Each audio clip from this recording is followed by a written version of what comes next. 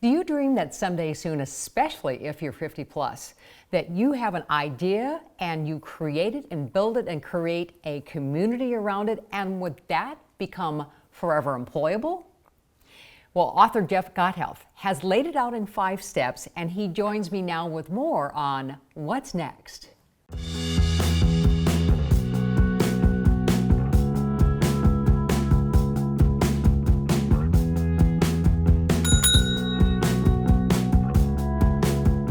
Welcome to What's Next, everyone. My guest today is author Jeff Gothelf. He's written Forever Employable, and it's a quick read. And if you follow all of his advice, you will be able to figure out how to make yourself forever employable. So thank you for joining me, Jeff. My pleasure, Diana. Thanks so much for having me. Why did you write the book? I wrote it for 2 reasons. One was there were folks who have been paying attention to my career in tech over the last 20 years and were asking me, hey, Jeff, how did you get that book deal? Or how did you get that speaking engagement? Or how did you build the kind of consulting business that you have today? And over the last 4 or 5 years, I was getting a request like that almost weekly. So there was definitely some feedback from my audience that was saying, tell us this particular story. So that was one. But I think more importantly, I wrote the book to hopefully help reduce the stress of maintaining a career, maintaining employment, staying employed in a world of increasing uncertainty and volatility. All too often, I see people of every age panic. There is a merger or an acquisition in their firm. There are layoffs. There's a shift in the economy or in the marketplace. There's a pandemic, something along those lines. And they rush to update their resumes. They rush to apply for jobs, and they're really hoping that they don't end up without a job. I wrote the book to help reduce that stress, to create a situation where instead of you chasing opportunities down, those opportunities are chasing you down continuously. In your first introduction, you have 5 ideas that you give people to think about. And the number one thing is becoming an entrepreneur. Explain that for us. Yeah, it's interesting. I think that word may scare a lot of folks, and it certainly scared me as well.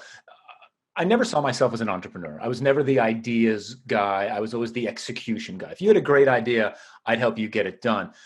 But to become forever employable, you have to treat yourself as a startup, as a business, and you have to think of yourself as the entrepreneur behind that business. And what that means is that you are looking for new ways to deliver your core skill set. You're looking to take your expertise and your experience and reinvent it in ways that maybe you haven't done before, but now will offer new value to a different audience or to a bigger audience or through a different channel or whatever channel you choose to share your expertise through. But the key is to really, really kind of dig deep and think about how you're going to reinvent that knowledge, that expertise, and that experience in new and interesting and creative ways. And that's really where that entrepreneurial spirit shines. And with entrepreneurialism comes, a lot of failures, a lot of learnings, and also really, really big successes as well. And that's super critical to building a forever employable platform. Now, when I think about becoming your own startup, basically, as an entrepreneur, there's a lot of people who don't have a lot of self-confidence about that. They might be introverts versus extroverts, if you're going to put a label on them. And so to create your own personal brand, which is what you're talking about, and expanding that personal brand, there might be some hesitation there. I mean, look, self-confidence is definitely something that I see a lot of folks say they don't have. The reality is that you need to find the format, the medium, the channel, the content type where you're most comfortable, where you shine. So for example, I'm very comfortable on stage in front of any number of people. I comes back from the days where I used to play in bands when I was a kid and grew up. So being on stage is no big deal for me. I can give a talk. I know that for some people, public speaking is their worst nightmare, right? And so if that's your worst nightmare, what are some other ways that you might be able to share the things that you're particularly good at? Can you write? Can you create an infographic? Can you make a short video at home? You don't need anything more than your cell phone and a stand to keep it steady. And it's about looking and finding the ways where you are comfortable sharing and then doubling down on those channels. So there inevitably is going to be a need for you to put yourself out there, to put some of your ideas out there so that people recognize you and what you know and where your expertise lies. But it doesn't have to be in a specific way. Find the way that works best for you, the way that you're most comfortable sharing.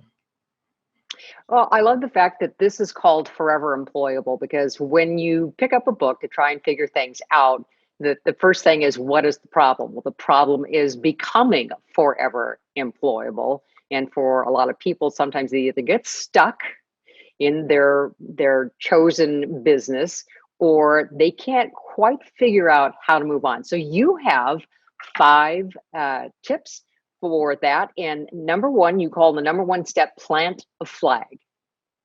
So this is the first step that I took in my path to becoming forever employable. Planting a flag is deciding what slice of your expertise, of the domain that you know, of your experience, you'd like to be known for. And it's a really interesting challenge because it's a balancing act. It's a sizing act. You don't want to go too broad. Like, for example, you don't want to say, well, I know a lot about marketing. Okay. Marketing is huge, right? There's a million subgenres of marketing. And are you good at marketing cars? Are you good at marketing food, consulting services, right? Whatever it is. And so, but you don't want to go too small. You don't want to say, look, well, I do marketing for veterinary clinics in Argentina. Right? Like that's going to be super narrow, a bit too narrow. So you've got to find that slice of expertise somewhere in the middle that you want to be known for. And this generally will come from the work that you're currently doing, or the kind of the theme of your work over the course of your career. And this is the thing that you're going to live with for a while. So make sure that it's something that you're comfortable talking about for an extended period of time, because especially if you're successful, you're going to be talking about this for years. Number two, you say, tell your story. And so as a journalist, I have helped people tell their story all the time. But I love the fact that when you say this, it's, tell it again, practice it, continue to tell it. And that's what your book is all about. You are telling your story. So what's the best way of going about that? The thing that I've learned in my experience, and I've practiced becoming a good storyteller over the years. It's a skill you can read, you can learn, you can study, and most importantly, you can practice. But the thing that I've learned that resonates with me is always connecting it to a personal aspect, right? The story, like sharing something anecdotal from your past that connects to the work that you're actually doing, and sharing something practical and tactical. So really kind of bringing forward not only your expertise, but then giving the listener something in that story, right? So something they can take away and they can apply to solve the same problem that you're helping them solve immediately. And the better that you get at this, the more engaged your audience becomes. The more engaged, the more they share your story, the more they listen, the more they may offer you an opportunity to work with them as well. And that's when these opportunities start to get there. So I think the key here is really to really understand how to tell a compelling story about your expertise, and then really practice that delivery through whatever channel you decide you want to speak through.